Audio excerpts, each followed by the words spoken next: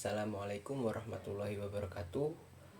Perkenalkan, nama saya Fredo Ardiansyah, Prodi Hukum Tata Negara kelas A semester 5 dengan NPM 2321020325. Di sini saya akan menjelaskan tentang pengertian Lembaga Bantuan Hukum atau LBH.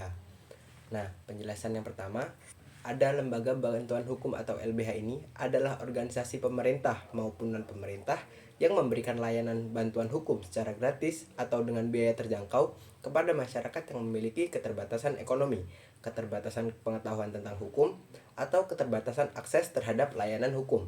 Nah, tujuan dari LBH ini dibentuk adalah memberikan akses keadilan bagi semua lapisan masyarakat, melindungi hak-hak warga negara, mengurangi ketimpangan sosial dalam penegakan hukum, memberikan pemahaman hukum kepada masyarakat.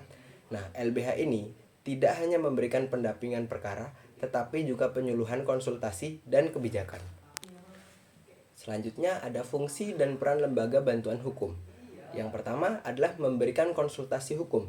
LBH ini membantu masyarakat memahami hak dan kewajibannya, proses hukum, penyelesaian masalah, serta memberikan arahan langkah hukum yang dapat ditempuh.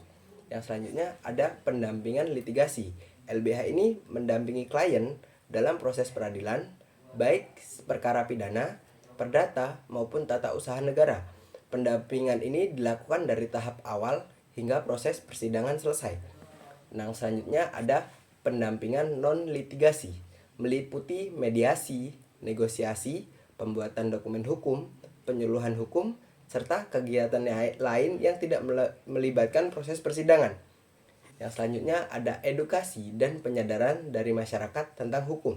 Dari LBH ini tentang hukum.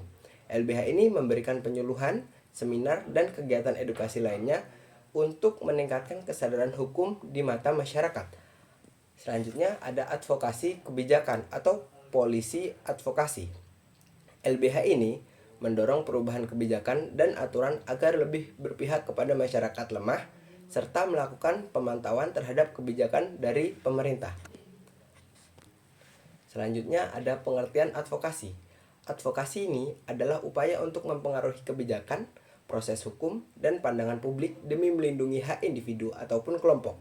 Advokasi ini dilakukan melalui berbagai pendekatan, baik dari formal maupun non-formal, dengan tujuan untuk memastikan hak dan kepentingan masyarakat ini terlindungi. Nah, ada beberapa bentuk-bentuk dari advokasi. Yang pertama adalah advokasi litigasi. Dilakukan melalui jalur pengadilan untuk memperjuangkan atau mempertahankan hak suatu rakyat. Yang kedua adalah advokasi non-litigasi. Advokasi non-litigasi ini dilakukan melalui kegiatan seperti kampanye, diskusi publik, penyuluhan, dan pendampingan masyarakat. Yang selanjutnya ada advokasi kebijakan. Advokasi ini berfokus pada mendorong perubahan atau perbaikan kebijakan dan peraturan agar lebih adil dan berpihak kepada masyarakat. Selanjutnya ada peran penting advokasi dalam perlindungan hukum. Yang pertama adalah mendorong perubahan sistem hukum. Advokasi ini membantu memastikan bahwasanya sistem hukum terus diperbaiki agar memberikan keadilan yang lebih baik bagi masyarakat. Yang kedua adalah menjamin terpenuhnya hak-hak dasar melalui advokasi. Hak-hak dasar ini mencakup seperti hak atas keadilan, hak atas perlindungan, dan hak sebagai warga negara dapat lebih terjamin. Yang selanjutnya ada mengawasi pemerintah dan lembaga penegak hukum. Advokasi ini berperan sebagai mekanisme pengawasan agar lembaga negara bekerja secara transparan dan bertanggung jawab. Yang keempat ada memberikan suara bagi kelompok rentan. Advokasi memastikan bahwa kepentingan kelompok yang lemah atau kurang terwakili dapat didengar dan dipertimbangkan dalam pengambilan keputusan.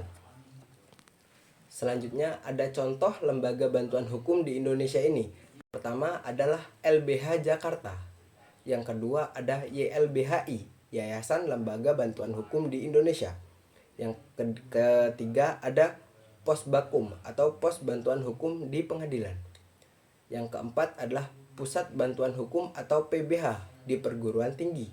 Yang selanjutnya ada bantuan hukum pro bono dari organisasi profesi advokat seperti Peradi. Nah, Sekian dari saya, kurang lebihnya saya mohon maaf dan kepada Allah saya mohon ampun.